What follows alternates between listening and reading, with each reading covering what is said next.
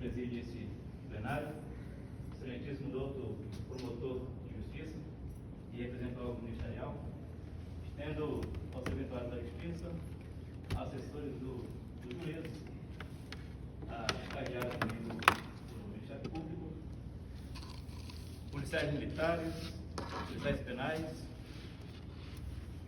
os colegas da banca de defesa, o réu, que confiou no nosso trabalho, demais presentes, se tiver familiares da vítima, a nossa solidariedade pelo ocorrido e familiares também do réu. Meus cumprimentos são breves, em razão do nosso tempo e também em razão da doutora Mônica já ter feito brilhantemente os cumprimentos a todos. E me dirijo aos senhores e às senhoras que têm a nobre missão de dar um rumo para essa causa, decidir se condena ou se absolve o acusado. Mas antes, eu preciso esclarecer alguns pontos. E já ficou muito claro aqui as teses colocadas pela doutora Mônica, que foram duas, uma como tese principal e outra como tese alternativa. A primeira foi legítima defesa, muito bem colocada, até a razão do ocorrido, dos fatos, que atende todos os requisitos e a gente depois reforça, para que, caso haja alguma dúvida, que fique esclarecido. E a tese alternativa foi a desclassificação para o crime culposo em vez do crime doloso. Só para recapitular e ficar claro aí para os senhores e as senhoras.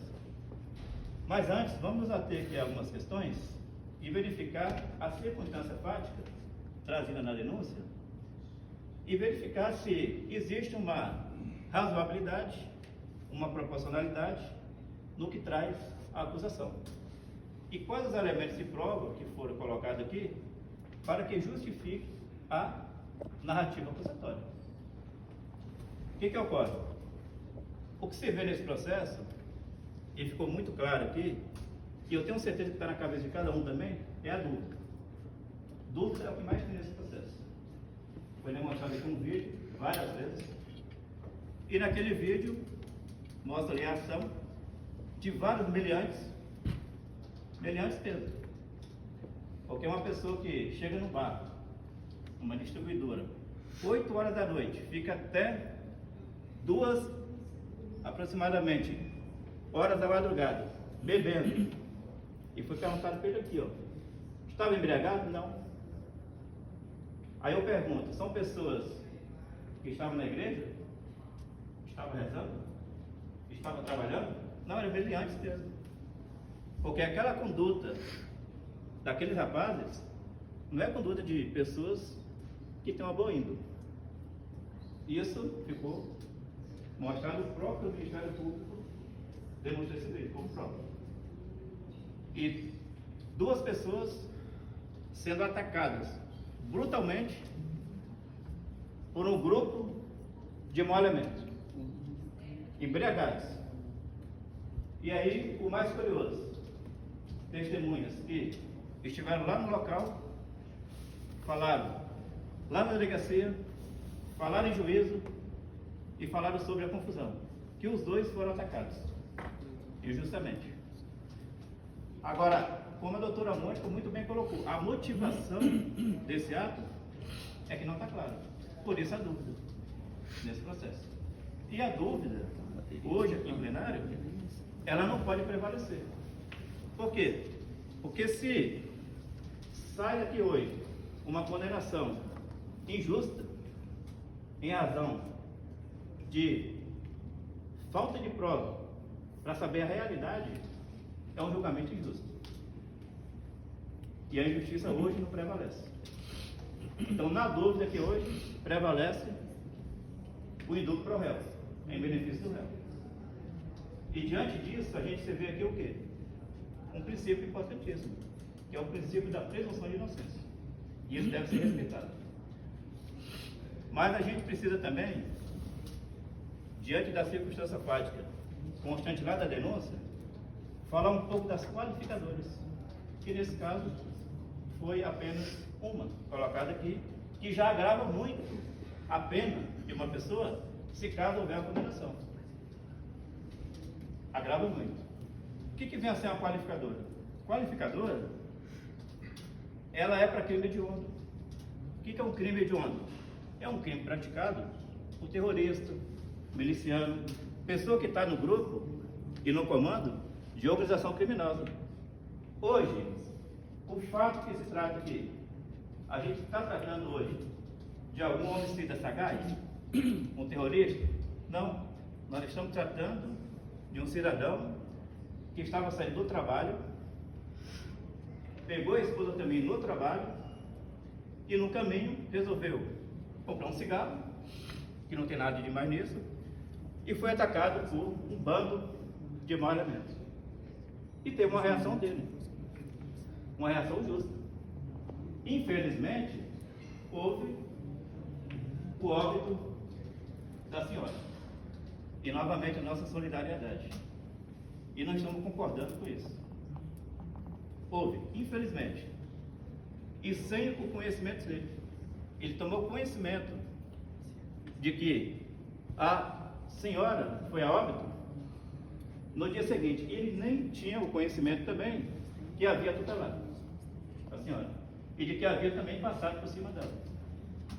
Ele tomou conhecimento no dia seguinte. Aí eu quero fazer um adendo.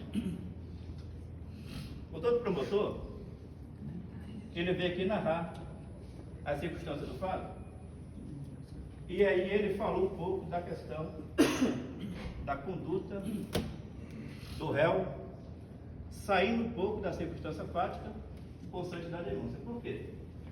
Porque o réu realmente cometeu alguns crimes no passado e ele teve a coragem, de cabeça erguida, em dizer que realmente cometeu, mas que estava ressocializado, dando graças a Deus de que já havia mais de 10 anos que ele não cometia nenhum ato que desabonasse a vida dele. Mas o outro promotor enfatizou, e aí trouxe a questão de roubo, e nós não estamos aqui tratando de roubo, e trouxe a questão de outros crimes mais, que não trata do fato. E qual é o fato aqui hoje? O fato é o caso da denúncia. E o fato, propriamente dito, ficou isolado. E aí o que eu falo? Quando um cidadão ele é condenado e sofre uma pena, a pena ela tem uma finalidade. E a finalidade da pena é ressocializadora. Foi o que aconteceu com o acusado. Mas na visão do Ministério Público, ele ter ressocializado não é o correto. E denegriu ele, falando da imagem dele aqui. Um total desrespeito a um princípio da dignidade da pessoa humana. Então a gente não tem que focar na pessoa do réu. A gente tem que focar nos fatos. O que ocorreu naquele dia? Qual é a motivação daquele fato que ocorreu com a senhora que foi a óbito? Esse é o fato. Então, senhores, falando da qualificadora que consta na denúncia, já foi reconhecido que o meio cruel se afastou e ficou a qualificadora do recurso que dificultou a defesa da vítima. E eu quero esclarecer esse ponto para a gente poder afastar essa qualificadora e analisar o fato pelo crime na forma simples, sem também fugir das teses já colocadas aqui pela doutora Mônica. Então, o que ocorre para ser considerada essa qualificadora, como coloca o Ministério Público? O que é o recurso que impossibilita a defesa da vítima? É quando há uma surpresa. Pega a pessoa de surpresa. Aí vamos analisar agora aqui os fatos. Naquele dia, o réu para no local com sua esposa, ela entra no bar, lá ocorrem os fatos que ninguém aqui sabe a verdade. Eu não estava lá, nenhum dos colegas da bancada estava lá e meu promotor estava lá. Mas o réu veio aqui e falou. A ex-esposa dele, Amanda, também foi ouvida em juízo, e inclusive eu tenho aqui o depoimento dela. Então a gente tem que levar em consideração, embora ela seja, na época, informante, mas ela falou. E ela disse que relatou que o veículo tinha uma falha na transmissão da marcha e que Denis engatou a ré sem intenção deliberada de atropelar. Eles não perceberam o atropelamento nas duas ocasiões. Ela foi ouvida. Ela falou juízo. Então observe. Qualificadora do recurso que dificulta a defesa da vítima tem que ocorrer uma surpresa. E o que aconteceu naquele dia? A vítima vai até o veículo do acusado. Ela saiu do local que ela estava, lá no bar, e foi até o veículo. O veículo veio até o bar e atropelou ela. Ela foi até o veículo. Então, ela poderia ter uma previsão de que algo poderia acontecer com ela, inclusive uma garrafada.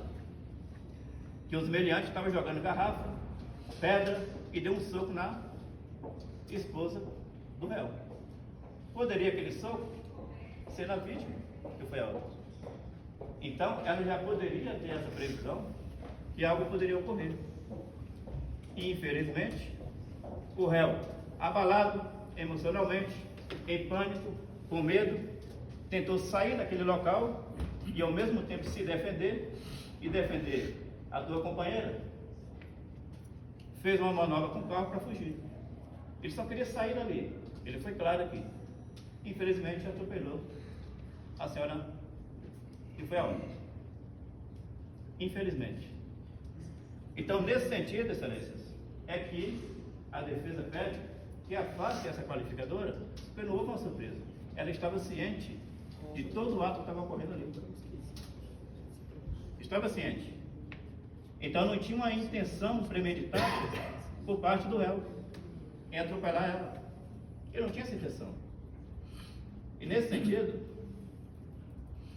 é que a defesa pede o afastamento dessa qualificadora pelo ato impulsivo dele em fazer aquela manobra, na tentativa dele sair daquele local.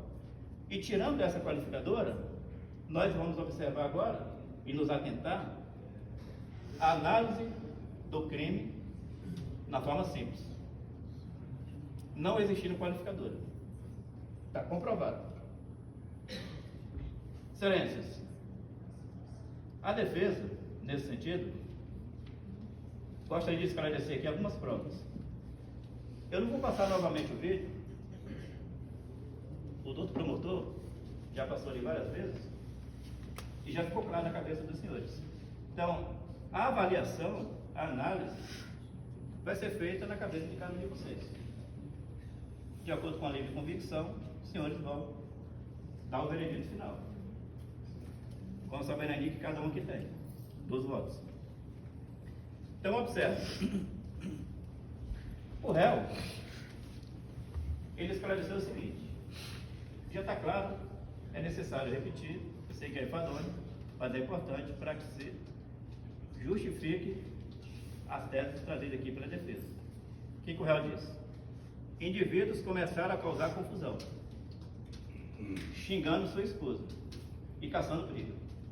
Ele diz. Aí eu pergunto: se eu entro no local e o cara começa a xingar a minha esposa, desrespeitando a minha esposa, e tenho certeza que qualquer, ou a maioria dos homens, vou dizer qualquer, existem exceções, mas a grande maioria, tenho certeza que defenderia sua esposa. Por uma questão moral. O cara que é homem, ele defende. E se fosse comigo, pode ter certeza, eu desceria daquele carro, levaria pelo menos um comigo, para eu arrebentar ele, para ele virar homem também. Isso é defender a esposa, é defender ele naquela situação que ele estava de perigo. Então não existe aquela questão de que ele poderia ter ido, mas eu não sei o que aconteceu, eu não sei o que os meliantes falaram para ele, para deixar ele fora de si. Ninguém aqui escutou. Aí tinha um maior elemento que estava jogando pedra, que depois que a senhora estava no chão, ele a olhou assim, ó. Sabe o que ele fez? Os senhores viu. Ficou debochando, ficou rindo, com aquela cara de pau dele. Aquilo lá, sim. E o mais curioso, que o Ministério Público não citou nada sobre o meliante, mas falou mal do réu que estava ressocializado de uma pena que ele cumpriu há 10 anos. Aí tinha um bando de meliante lá, e debochando da cara da senhora. E o réu não tinha ciência de que tinha atropelado aquela mulher. E os meliantes não prestaram socorro. E o cara de pau ainda falou que foi lá pedir socorro. Ficaram na rua sorrindo e fugiram. Mau elementos. Todos mau elementos. Pessoa de bem não estaria ali, naquela condição, atacando um casal. 2 pessoas. Então, excelências, nesses termos, e reforçando a tese que a doutora Mônica trouxe, de legítima defesa, está bem claro de que os requisitos naquele momento, onde o réu, ele repelia uma agressão injusta, e era uma agressão atual, e assim fala o dispositivo da lei, e ele estava reagindo a uma agressão injusta a direito seu e de outro, que era a esposa. Por isso, a tese de legítima defesa, ele deve ser absolvido sim. Ele deve ser absolvido sim. E o voto de cada um de vocês aqui, ó, é inquestionável, pela soberania do veredito.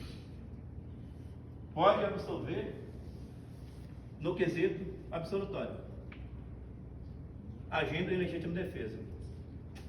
Ocorre que, se Vossa Excelência não entende dessa maneira, e acha que ele tem que ser responsabilizado, a doutora Mônica trouxe uma tese alternativa, e falou do crime culposo. Caso Vossa Excelência entenda pelo crime culposo, o que vocês estão fazendo?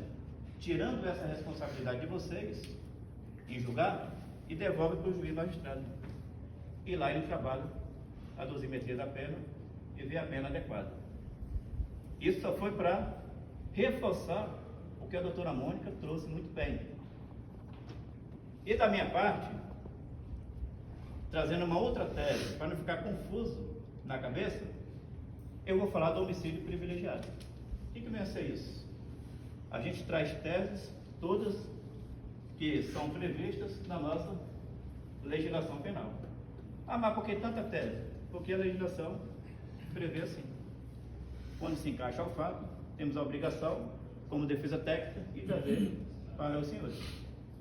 O artigo 121, ele fala do crime de matar alguém, na forma simples. Como já foi muito bem esclarecido, que não existe qualificadora.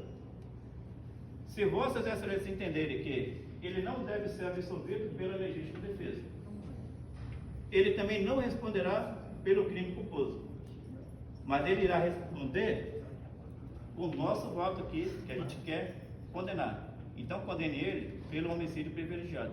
O que vem a ser isso? O que diz o parágrafo 1º do artigo 121? E aqui é um caso de diminuição de pena. Não é absolvição, não é deixar ninguém impune, vai apenas diminuir essa pena. E o que diz o dispositivo? Se o agente comete o crime impelido por motivo de relevante valor social ou moral, o que vem a ser relevante valor moral?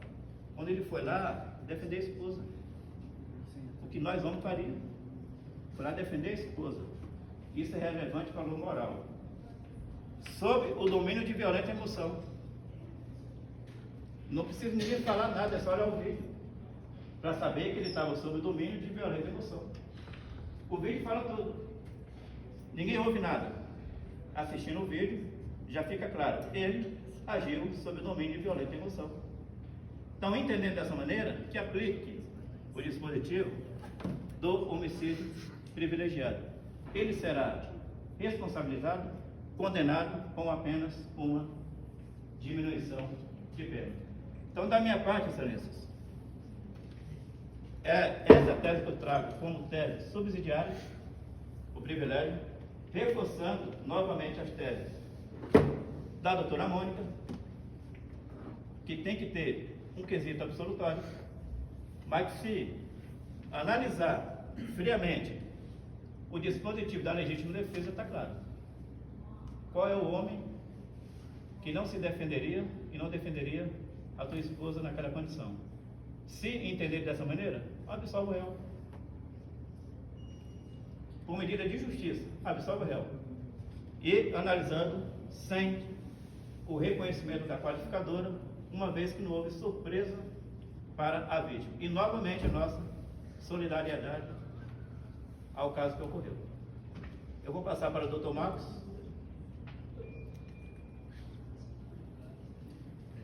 Vamos lá? Dr. Cleito vai dar continuidade para fazer a conclusão da nossa apresentação e agradeço muito a atenção e desculpa por algumas excessos e falhas.